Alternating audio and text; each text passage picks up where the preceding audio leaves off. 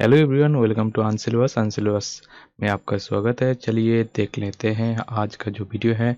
तो आज हमारा पहला वीडियो है ये इंडियन पॉलिटी की जो माइंड मैप है।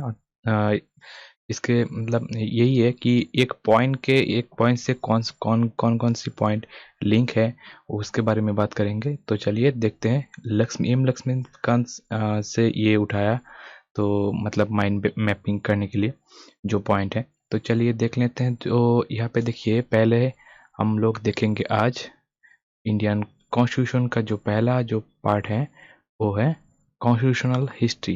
ये कॉन्स्टिट्यूशनल हिस्ट्री क्या है? तो देखिए, चार्टर चार्टर इसका मतलब यही है कि एक्ट और बिल बोल सकते हैं आप। तो law made by an authorise legislature for an area determines from a government power jurisdiction it is। तो यही है चार्टर। और चार्टर यही है कि गवर्नमेंट एक बिल बनाता है और एक एक्ट बनाता है, वही उसमें सारे के सारे जो नियम कानून है वो लिखा है। उसमें जो पावर है दी गई है, किसको क्या करना है, वो सारे के सारे कुछ बताया गया था। वो ये है चार्टर। नेक्स्ट देखिए, यहाँ पे देखिए। तो ये चार्टर जब ये बनाया गया था तो किसने दिया था ये चार्टर और एक्ट जो भी है ये बिल चार्टर, तो ये किसने बनाया था? ये दिए गए थे क्वीन के द्वारा दिए गए थे। क्वीन ने दिया था किसके पास दिया था? ईस्ट इंडिया कंपनी को दिया था। उसके बाद ईस्ट इंडिया कंपनी ने क्या, किसके लिए ये ईस्ट इंडिया कंपनी किस किस कारणवश ये चार्टर को क्वीन एलिजाबेथ से लिया था? किस लिए? क्योंकि ईस्ट इंडिया कंपनी को ट्रेड करना था। किसके कहाँ पे ट्रेड करना है?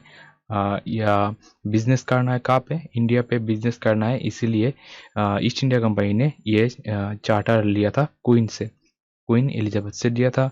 तो उसके बाद ये जो ईस्ट इंडिया कंपनी आ गया कहाँ पे? इंडिया पे ट्रेड करने के लिए। तो देखिए, इंडिया पे ट्रेड करते करते ये लोग जो मतलब ये करप्शन हो रहा था इंडिया पे, कहाँ पे करप्शन हो रहा था? ये ईस्ट इंडिया कंपनी में करप्शन हो रहा था। ईस्ट इंडिया कंपनी का जो मतलब बिजनेस था वो तो लाभ में चल रहा था, पर ईस्ट इंडिया कंपनी का जो भी ये वर्कर उन लोग ये ब्लैक मतलब कंपनी के पास पैसा ना देके उन लोग खुद के पास रखता था पैसा। और इसीलिए कंपनी घाटे में चल रहा था और बहुत सारा दंगा भी हो रहा था। 1857 में बहुत सारा इंसिडेंट भी हो गया था। उसके बाद ये मतलब क्वीन ने किया कि इंडिया को अपने हाथ में ले लिया queen. Corruption and under the report they are wealth to even crown, यहाँ पे देखिए। उसके बाद लीड रेगुलेशन क्या किया? Control British parliament over affairs of company. ये जो कंपनी का जो भी है वो सारे कुछ ले लिया। कौन? क्वीन ले लिया। तो ब्रिटिश पार्लियामेंट ले लिया और इसलिए एक्ट बनाया गया था। देखिए, ब्रिटिश एडमिनिस्ट्रेटिव डिवीजन।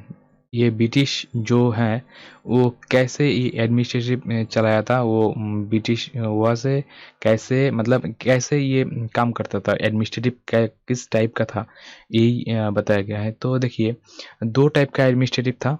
तो एक था प्रोविंस, एक था प्रिंसली स्टेट। ये जो राजा